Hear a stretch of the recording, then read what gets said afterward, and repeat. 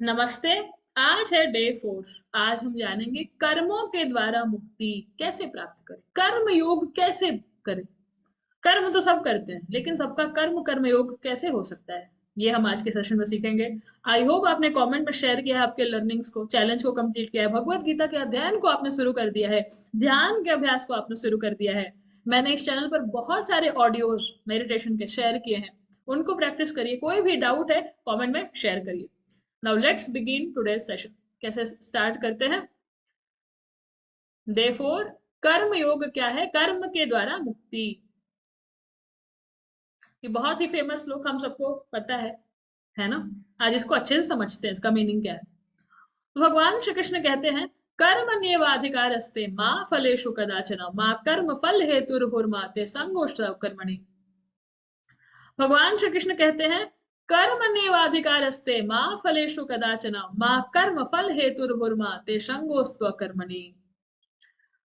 तुम्हें अपने निश्चित कर्मों का पालन करने का अधिकार है, लेकिन तुम अपने कर्मों का फल प्राप्त करने के अधिकारी नहीं हो। तुम स्वयं को अपने कर्मों के फलों का कारण मत मानो, और न ही अकर्मा और न ही अकर्मा रहने में आसक्ति रखो। क्या कहते भगवान? वो कहते हैं, अर्जुन, हम ही है वो अर्जुन, हम सभी है वो अर्जुन। कर्म नेवाधिकारस्ते, कर्म करने में आपका अधिकार है। फल क्या होगा उसमें आपका अधिकार नहीं है, तो उसमें ज्यादा दिमाग ही मत चलाइए। दिमाग अगर चलाना है, एफर्ट डालना है, तो कर्म कितने पावरफुली कर सकते हैं उसमें आप अपना दिमाग लगाइए, क्योंकि वही आपका अधिकार है। फल पर नहीं, बिल्कुल भी नहीं। ऐसा नहीं है इसका मतलब फल नहीं मिलेगा, डेफिनेटली मिलेगा आप जो भी करेंगे। बट आपकी जो रिस्पॉन्सिबिलिटी क्या है, वो कर्म करना है। मान लीजिए आप जॉब करते हैं, वहां पर आपको एक रिस्पॉन्सिबिलिटी दी गई है कि भाई आप ये काम करो। आप खुद से दो और काम ले लेंगे, जो आपके बॉस करते हैं वो भी काम आप ले लेंगे। तो दोनों काम को आप हैंडल कर पाएंगे? नहीं, आप कंफ्यूज हो जाएंगे। और अगर आप अपने बॉस को काम कर भी रहे हैं और अपना काम उसके चलते वो सफर हो रहा है, तो क्या होगा? एंड में यही बोलेगा, भाई आपने अपना काम क्यों किया? आपने बोलेंगे नहीं, मैंने अपने बॉस का सारा काम कर दिया। जो बॉस को करना था वो भी आपने कर दिया, आपका अपना कुछ भी नहीं हुआ। तो एंड ऑफ द मंथ यही देखा जाएगा ना कि भाई इस इंसान ने तो अपना कुछ भी काम नहीं किया, जिसके लिए इसको हायर किया गया था इसने कुछ भी नहीं किया है। तो अधिकार कर्म फल में कितना भी आप मन चला करके सुखी या दुखी होते रहे, कोई फायदा नहीं। At the end of the time it's all zero. तो स्मार्ट वर्क क्या है? एक जो सीकर है, एक जो ज्ञानी है, एक भक्त है, वो ध्यान से समझेगा कि भाई अच्छा है, मुझे एक चीज में कम दिमाग लगाना है।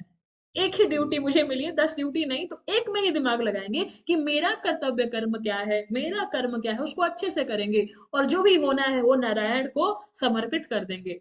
प्रायः देखते हैं लोग डर डर के जीते हैं, दुखी होकर के एंग्शियस हो जाते हैं। इसका कारण ही है कर्म फल को होल्ड ऑन करके रखना, समझना कि मेरा अधिकार है, उसके बारे में चिंतित रहना, सोचते रहना उसके बारे में, है कि नहीं। तो अगर वो दिमाग हम लगाएंगे कर्म करने में, तो पावरफुल हो जाएगा। इसलिए कहते हैं कि आप अपना ध्यान कर्म पर लगाइए, ना कि कर्म फल पर, क्योंकि वो आपका अधिकार नहीं है। और अगर आपको चिंता करने, करिए, क्योंकि चिंता कर करके ही उसका आप दुखी हो रहे हैं, आपके भीतर डर बढ़ रहा है, एंग्शियसनेस बढ़ रहा है ना। तो कहते हैं, put your mind over your duty, not on the fruit of your action. लेकिन यह जान करके कि भाई कर्म फल तो मेरे हाथ में नहीं है, हम कुछ नहीं करेंगे, इस भाव में भी नहीं जाना है। क्योंकि कर्म किए बिना इस शरीर का भी निर्वाह हम नहीं कर सकते हैं।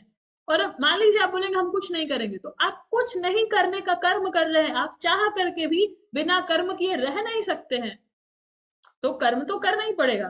तो कर्म जब करना ही है, तो क्यों न वो कर्म किया जाए जो कर्म योग बन जाए, जो हमारा स्वधर्म है। कैसे करते हैं? कैसे हम वो कर्म करते हैं जो कर्म योग बन जाता है? समझते हैं। जब आप कर्म में सिर्फ ध्यान रख करके, कर्म फल का त्याग समर्पण करके कर्म को करते हैं, तो वो कर्म योग ही बन गया ना। वो वैसा कर्म आपको मुक्त कर देगा। जैसे मान लीजिए बच्चे का एग्जाम है, वो सोचते रहता है मेरा रिजल्ट क्या होगा, क्या होगा, क्या होगा, क्या होगा। पढ़ पाएगा? बिल्कुल नहीं, वो डर जाएगा। एग्जाम के पेपर में वो लिख रहा है, फेल तो ना हो जाऊं, फेल तो ना हो जाऊं, या टॉप ही मैं ही करूंगा, वॉट एवर। नहीं लिख पाएगा वो क्वेश्चन का आंसर कुछ और लिखता जाएगा, उसके मन में कुछ और चलता रहेगा। लेकिन अगर वो फोकस्ड है कि भाई मुझे नहीं पता मुझे कितने नंबर आएंगे, मेरे पास ये शीट है, इतने क्वेश्चंस है, मुझे इसको 100% लिखना है। अगर उसने ऐसा फोकस रखा तो पावरफुल हो जाएगा ना। नहीं रखा तो कंफ्यूज जाकर गलती कर देगा वो। तो आपको ये बात अच्छे से समझने योग्य है। और कैसे मुक्त हो सकते हैं, लेट्स अंडरस्टैंड। कहते हैं भगवान श्री कृष्ण, योगस्था कुरु कर्माणि संग त्यक्त्वा धनंजय सिद्ध्यो असिद्ध्यो समो भूत्वा समत्वम योग उच्यते। क्या कहते हो? हे अर्जुन, सफलता और असफलता की आसक्ति को त्याग कर तुम दृढ़ता से अपने कर्तव्य का पालन करो, यही समभाव योग कहलाता है। Isn't it? वो कहते हैं कि सफलता और असफलता से हम आसक्त जिसका मन हो गया है, वो उसका हर कर्म उसको बांधेगा, क्योंकि हर कर्म वो इसलिए करेगा क्योंकि उसको सफल ही होना है। आपने अपनी ड्यूटी दी, क्या हो रहा है उससे फर्क नहीं पड़ा, बिकॉज दोनों चीजें चेंज होते हैं, सफल भी होंगे असफल भी होंगे। अगर एक किसी को पकड़ा दूसरा को रिजेक्ट कर रहे हैं तो मन दुखी हो जाएगा, मन मुक्ति में नहीं जाएगा ना।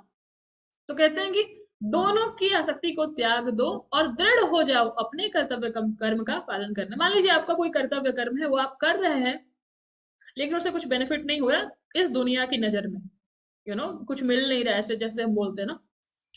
तो वो इंसान जब ऐसे काम करता है तो अपना कर्तव्य कर्म करना छोड़ देगा। भाई मुझे कुछ मिल रहा है, मैं क्यों करूं, वैसे बोलेगा ना। आप देखो, फूल है, चंद्रमा है, सूर्य है, इनको क्या मिल रहा है, इनको आप क्या देते हैं, tell me, what do you give? ये अपना लाइट हमें दे रहे हैं ना, फूल अपना सुगंध दे रहे हैं ना। जो फल हैं उनको हम खाते हैं ना, एंजॉय करते हैं, नेचर को एंजॉय करते हैं, सब कुछ कर रहे हैं। बदले में हम क्या दे रहे हैं, पूछिए जरा अपने आप से। कुछ भी नहीं दे रहे हैं। फिर भी वो अपना, ऐसा तो नहीं है कि फूल बोल रहे मुझे कुछ दो नहीं तो कल से हम सुगंध आपको नहीं देंगे। ऐसा तो नहीं है कल सूर्योदय नहीं होगा क्योंकि आपने कुछ नहीं दिया, नहीं, वो अपना उनका स्वभाव है, उनका धर्म है, उनका नेचर है, और वो बराबर निभा रहे हैं।